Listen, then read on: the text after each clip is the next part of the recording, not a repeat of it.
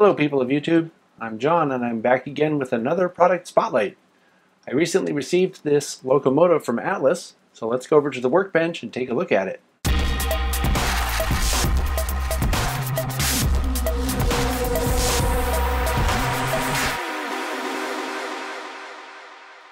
Alright, so here's what we're looking at today. This is an Atlas Masters Series -8 32-BWH, also known as a B32-8 WH. Obviously, it's decorated for Amtrak because that's who they made these for. And according to the Atlas website, there were 20 of these made for Amtrak. It was basically a -8 32B locomotive equipped with a North American cab and then built on the longer -8 40 BW frame. So additional modifications for passenger service were included. And I'm going to go out on a limb here and say that that must have also included head-end power, because they would need that for passenger service. This locomotive is available from the Atlas website as an undecorated version for $164.95. There's also a DCC ready version for $179.95 in a couple different paint schemes and several different road numbers. And then there's what they call the Gold Series, which is the DCC equipped model for $289.95. And the DCC equipped model comes with the ESU 5.0 Lope Sound decoder. So it has sound and DCC in it, and we'll check out the sound here a little bit later. It's always a good idea to go to Atlas's website and see what they have available. See if they have the one that you're looking for. As usual, I've scrutinized the paint on the model and found it to be excellent. Something I'm noticing is it looks like there's a little bit of fan detail molded into this grill back here. I don't know if you can see that on the camera, but I think that's supposed to represent a fan. And we noticed this also on the B40-8 that we've looked at recently here on the channel. Also, I want to mention that the striping on this model is perfect.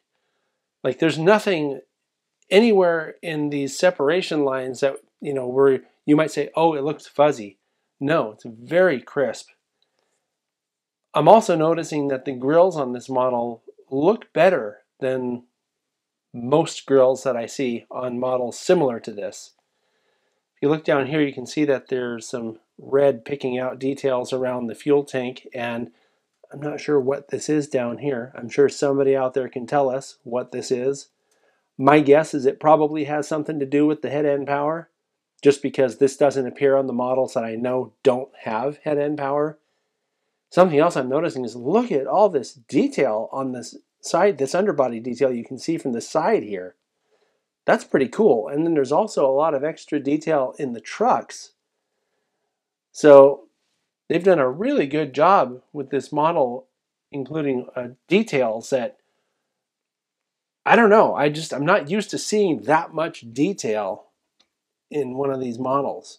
It even has sanding lines for the trucks there. All right, looking at some of the detail around the cab area, you'll notice that there's little holes up here. That's for the separately applied parts that came with it. That's where you'd put your sunshade. And looking at all of the little separately applied stuff in here, the windshield wiper is also separately applied. You can see the little pin striping or safety striping on the stairwell. And that logo is actually mostly legible. Pretty nice. Also, looking at the detail around the pilot down here, and you can see that it has the snowplow, and there's hose detail in here. There's an air hose on the other side of the coupler. There's an uncoupling lever. I mean, there's a lot. Well, let me put it this way. I don't see anything on this that you would need to add. Okay? That's what I'm talking about when I say that it has a lot of good detail. All right, so from this side, you can see more of that detail around down in here. There's the air hose I was talking about. MU cables down here. There's an MU cable in here. plugged into the receptacles. And oh look, ditch lights. Okay, we're going to find out that these work, which is pretty cool. A lot of people have been commenting recently about Atlas. Why doesn't Atlas have working ditch lights? Well, they do. Just depends which model you get. Something else to point out, and I kind of didn't really see it when we were looking at the front of the locomotive from the other angle, is that there are very finely rendered, separately applied grabs here. Pretty cool. I'm also liking the treatment around the door, the entry door here. I don't know if it must be a separately applied part that was added to the model because it looks like it's a separately applied part. All right, looking at the fireman's side, I purposely didn't mention a couple of things because I wanted to have something to talk about when we got this far.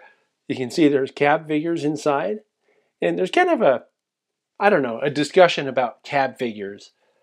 And the discussion goes like this: why doesn't everybody put cab figures in their locomotives? And the answer to the question is, sometimes, maybe even usually, you're talking about engines that are second in a multiple engine consist. Well, they wouldn't have people in those. So I guess the idea here is this locomotive needs to be your leader, right? Because it has the people inside the cab. Cabs everywhere else on the train don't get people in them.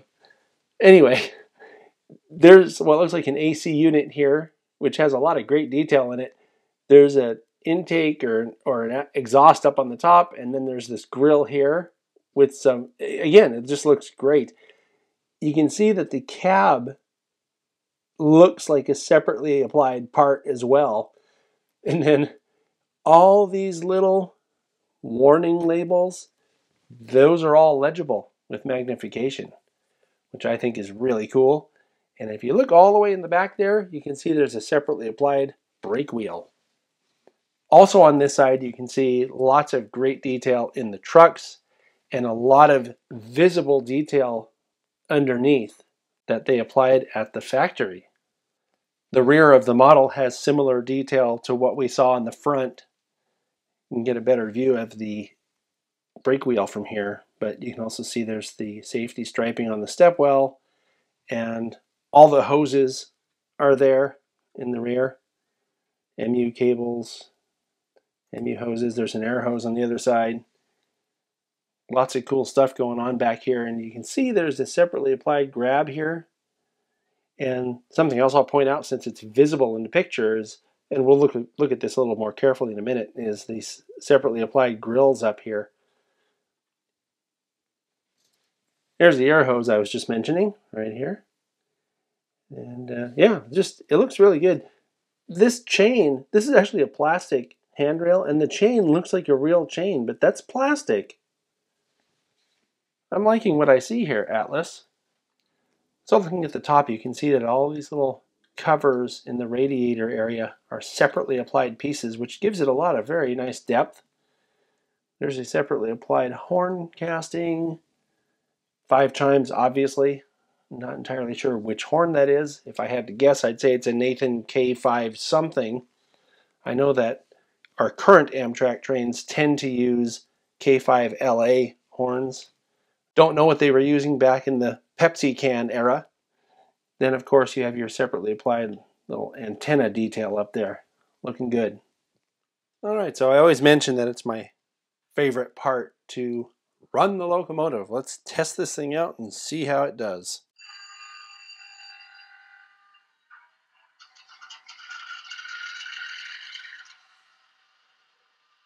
The lights turned on by F0, as you'd expect, and F6 turns on your ditch lights.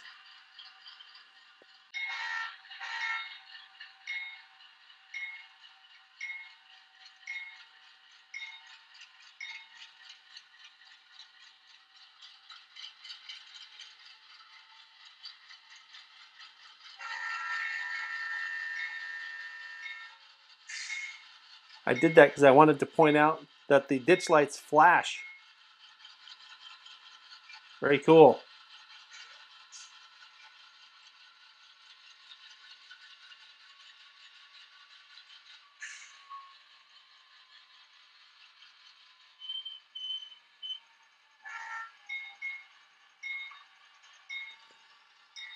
The lights are directional, and I just turned on the rear headlight by switching directions.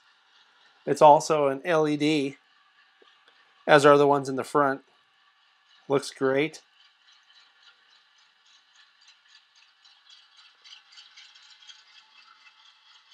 This is a nice sounding sound set, actually.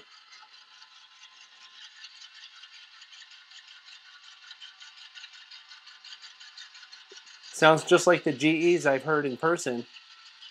It even does that little whoop sound.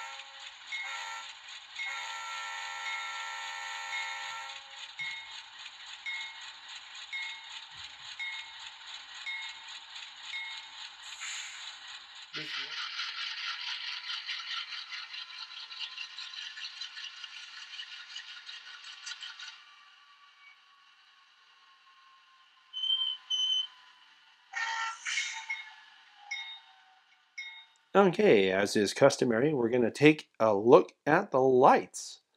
So they're directional, as I mentioned while it was running. It's F0 to turn on the headlight. F6 will turn on the ditch lights. And what's really cool, they have it set up so that when you hit the horn, watch what happens to the ditch lights.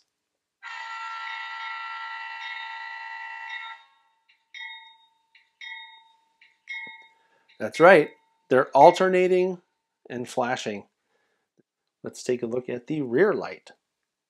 So I'll just change direction, and there it is. The rear headlight also is a golden white LED. So I have to take my hat off to Atlas for this model.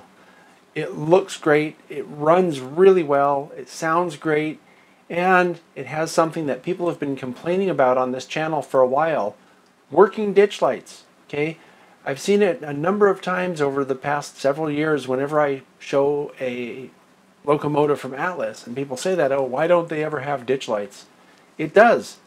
And not only do the ditch lights work, but they even flash alternately like they're supposed to. So great job, Atlas. I really appreciate this model, and I will see you all next time.